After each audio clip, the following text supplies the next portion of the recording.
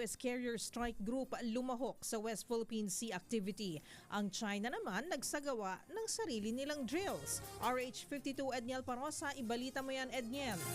Sumabak sa multilateral maritime cooperative activity sa West Philippine Sea ang George Washington Carrier Strike Group nitong Hulyo 21 hanggang 25. Ayon sa Armed Forces of the Philippines, partikular na lumahok sa MMCA kasama ng Pilipinas at Japan ang combat ship na USS Santa Barbara. Nataon mang pagtapos ito ng July 20 incident sa Ayungin Shoal, nilinaw na AFP na nakaschedule ang maritime activity at hindi isang tugon sa harassment ng China.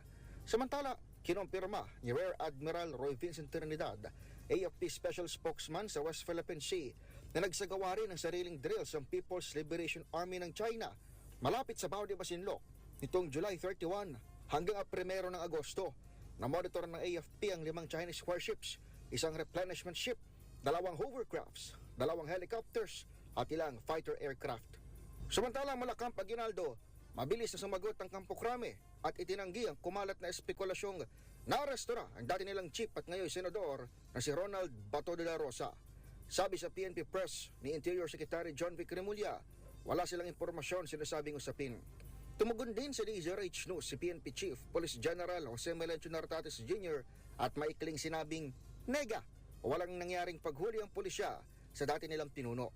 Magunitang hinahampi ng otoridad ang mambabatas sa bisa ng warrant of arrest mula sa International Criminal Court dahil sa pagiging co-perpetrator umano ni former President Digong Duterte pagdating sa war on drugs. Ako si Edniel Parrosa, DZRH. Una sa Pilipinas, una sa Pilipino.